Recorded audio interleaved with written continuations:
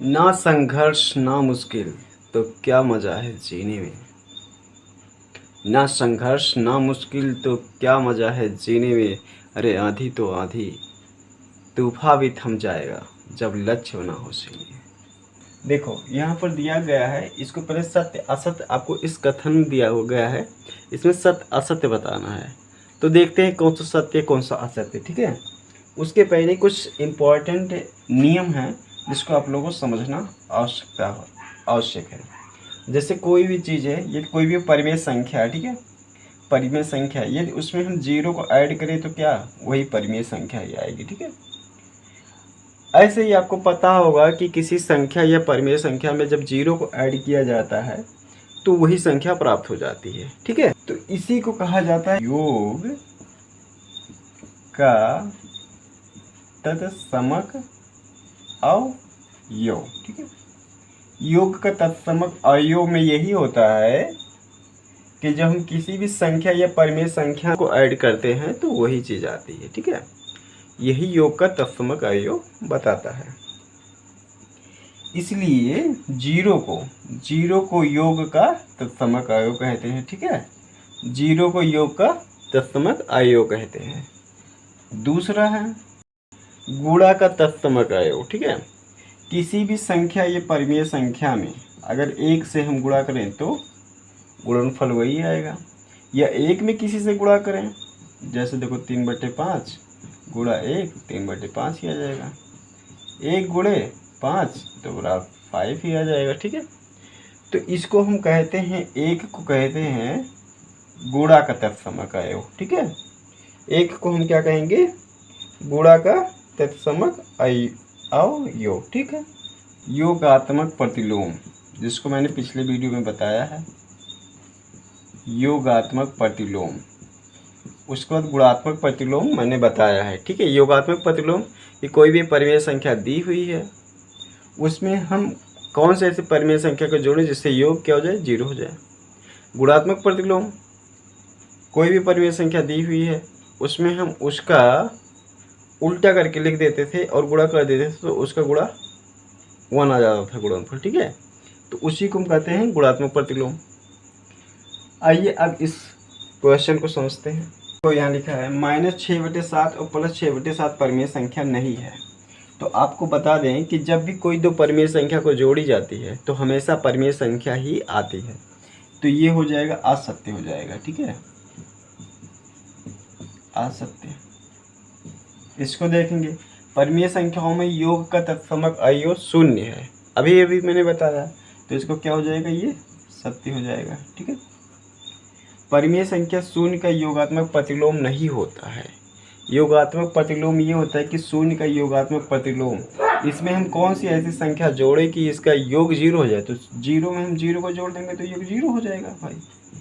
तो 0 का योगात्मक प्रतिलोम क्या होता है, 0 ही होता है। ठीक है, तो यहाँ पर लिखा है परिमेय संख्या 0 का योगात्मक प्रतिलोम नहीं होता है, तो ये भी एक असत्य कथन हो जाएगा, असत्य। इसमें देखें, किसी ऋणात्मक परिमेय संख्या का योगात्मक प्रतिलोम एक धनात्मक परिमेय संख्या होती है। सही बात है, जैसे कोई संख्या दी हुई है, ऋणात्मक परिमेय संख्या है, तो इसका योगात्मक प्रतिलोम जो होगा वो 1/2 होगा। ठीक है, धनात्मक, देखो ऋणात्मक परिमेय संख्या का योगात्मक प्रतिलोम धनात्मक परिमेय संख्या होती है, तो ये सत्य हो जाएगा। इसके बाद देखेंगे पांचवा, परिमेय संख्याओं में घटाने का तत्समक अवयव 0 है।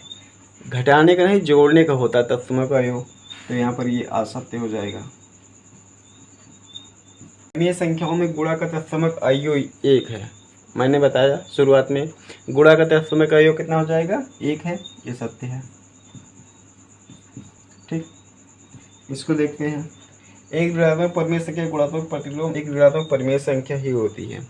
एक ऋणात्मक परिमेय संख्या का गुणात्मक प्रतिलोम एक ऋणात्मक परिमेय संख्या ही होती है। देखो जैसे एग्जांपल, सपोज मैं ले लूँ -3/5, इसका हम गुणात्मक प्रतिलोम लिखूंगा तो ये कितना हो जाएगा, 5/-3। ठीक है, तो ये भी ऋणात्मक ये भी ऋणात्मक, तो यही चीज़ तो कह रहा है यहाँ सेंटेंस में, एक ऋणात्मक परिमेय संख्या का गुणात्मक प्रतिलोम एक ऋणात्मक परिमेय संख्या होती है, तो ये सत्य हो जाएगा।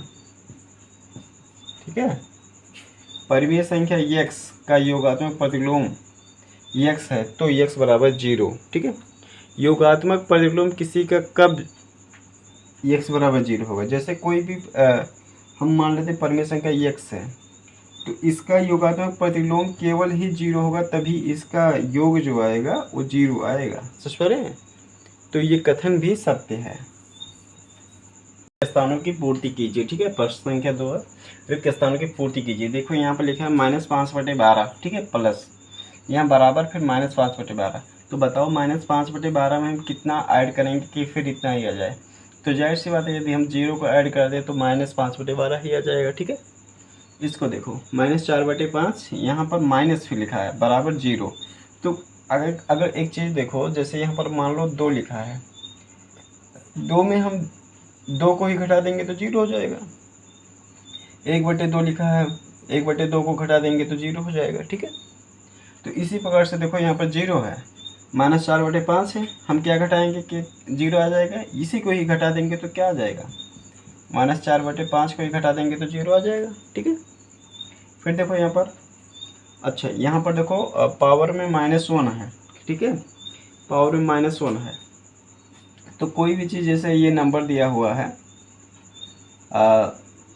सपोज यहाँ पर हम लिखें 1/2, तो 2 के पावर में कितना होता है? 1 होता है। ठीक है, तो ये जब ऊपर जाएगा तो ये पावर में ऐसे हो जाता है। ठीक है, 2 पावर -1 हो जाता है। ठीक है, अब देखो यहाँ पर 1/-2 दिया हुआ है। ठीक है, तो इसका मतलब क्या दिया हुआ है? एक ऐसे 1/-1/-2 दिया हुआ है, तो ये जो जाएगा ये ऊपर चला जाएगा। ठीक है, तो यहाँ पर कितना हो जाएगा? -2 हो जाएगा। तो यहाँ पर जो भरेंगे वो -2 भरेंगे। इसको देखो, इसको सबसे पहले सॉल्व कर लेते हैं, उसके बाद फिर भरते हैं। ठीक है, तो देखो ये इसको सॉल्व कर लेंगे, 2 1 2 हो जाएगा, 2 2 4, ये कट जाएगा। 1/2 -1/2 आएगा, तो ये भी कितना आ जाएगा? -2 ही आ जाएगा। ठीक है,